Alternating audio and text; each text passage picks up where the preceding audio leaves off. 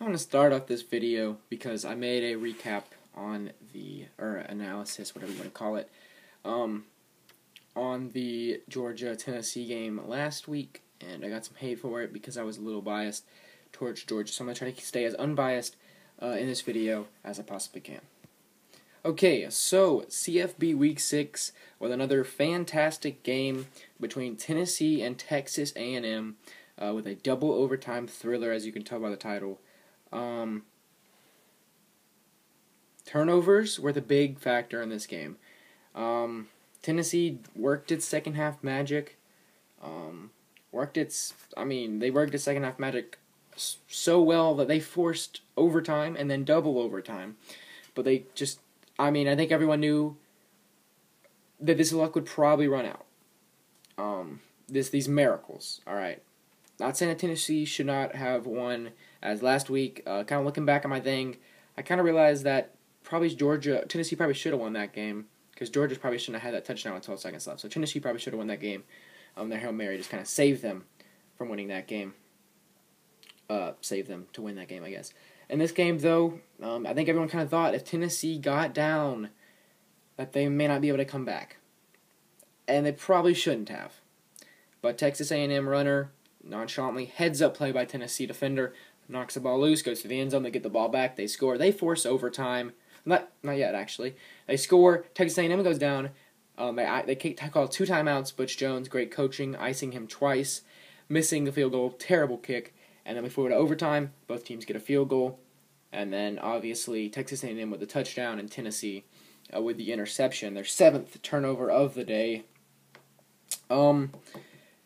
If there's one takeaway, I guess, for this game, on the positive side for Tennessee, it's that you guys can survive without Jalen Hurd. Personally, I think that even when Jalen Hurd comes back, Alvin Kamara should probably get more carries because Hurd was not being too effective so far this season. You go look back at his stats for the first couple weeks, or the first quarter, I guess, of the season, or first half, I guess, really, of the season.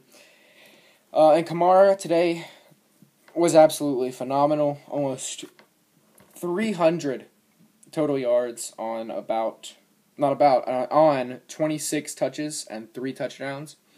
127 on the ground and 2 touchdowns. 161 through the air and a touchdown. John Kelly, they kind of fill in to take that Hurd role, but Kamara obviously got more reps. Kelly, though, 1389, had a touchdown as well. So I think Tennessee's run game looked fine without Hurd. So if Hurd's out for more than just this week, I think Tennessee is going to be fine. That just looked like it. Dobbs almost had 400 passing yards in this game, 398 and a touchdown, with 2 interceptions. One of them obviously being the one that sealed the deal for Texas A&M's win. And then Jauan Jennings did have the passing touchdown on a nice trickery play there, called up by Butch Jones. That's kind of the positives for Tennessee. Positives for Texas A&M. Travion Williams, 28-216, a touchdown. I don't think that fumble that he had counts as a turnover. Not according to this stat sheet. According to this stat sheet, they had 2 interceptions, and they had a fumble, but it was not recovered by Tennessee. However, it did go to Tennessee. So you can count that as a turnover in your books. But still, 216 yards and a touchdown. Although, 78, I think 71 was his long. I'm not sure if that came on that carry, but he got all those yards until he fumbled, so most of them coming on that play. But I think what really killed Tennessee in this game was not able to stop Trevor Knight on the ground. 3 touchdowns, 15 carries, 110 yards. Through the air, 50% passing, kind of what you'd expect. He's not a very accurate passer. 17 for 34, 2 interceptions, 239 yards, and 2 touchdowns. And then receiving for Texas A&M, Josh Reynolds, 589, a touchdown, and Christian Kirk, 780, and a touchdown. Also, I forgot to mention about receiving for Tennessee, other than Kamara, Jauan Jennings, 568, Tyler Boyd, 360, and Kroom, 341. A few other guys, 2 catches, a catch, maybe. I switched hats.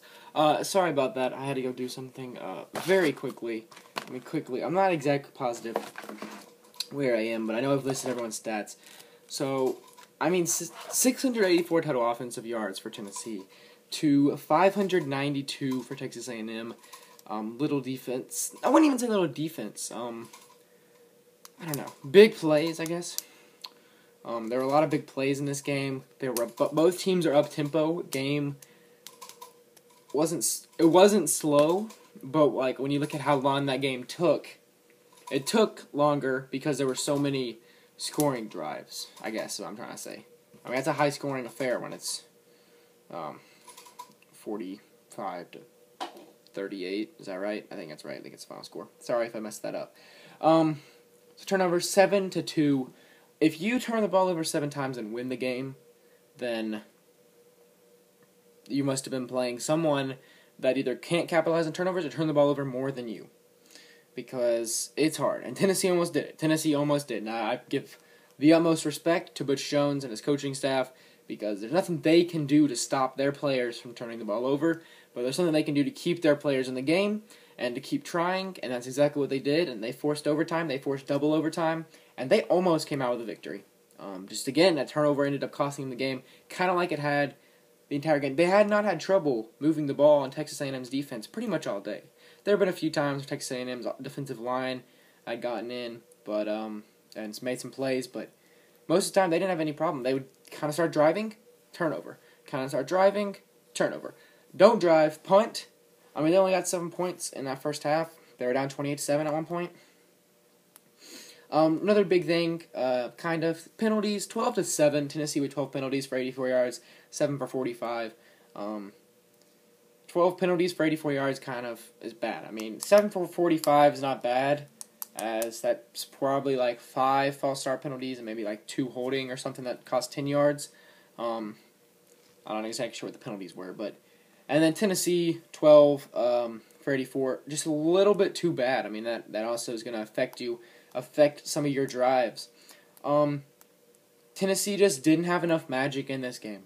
They almost had enough magic, but they just could not quite pull out another clutch victory. It was a fantastic game, probably the best game of the week. The Miami-Florida State game isn't looking too good right now, as Miami's up, I believe, 10-0 as I'm recording this. But, you know, Florida State makes some of the best second-half adjustments, as well as Tennessee this season in all of college football. So, great game by both sides. Kind of, I mean, I'm not going to say that, and then one team had 7 turnovers, but Tennessee's got to protect the ball, and if they do, then they're going to have a decent chance of beating Bama. Bama's doing really good against Arkansas right now. The game's not over, but it basically is. They have a decent chance, I think. A very realistic chance. I'm rooting for Tennessee. I'm hoping they can pull it out. Because I just don't like Bama. I mean, I feel like if you're not a Bama fan, you don't like Alabama. Sorry. I mean, it's nothing really against Bama. It's not like I don't think really anyone likes Bama unless you are a Bama fan. So I'm rooting for you guys to win that game. Texas A&M, as for them, they have I think they still play Alabama. I know they do, actually. But the winner of that game is kind of looking like they're going to be the one going for that side of the SEC. And I think they have a realistic chance of beating Bama as well. So Bama, not a bit too easy of a schedule. 2 tough opponents here. Fantastic game between the two. Double overtime thriller. Fantastic. Loved the game. That's about all I have to say to it. So if you like this video, be sure to subscribe. Be sure to give your opinion down in the comments. And be sure to hit that like button on this video. It really helps a lot. So I hope you guys did enjoy one more time. And I will see you guys later.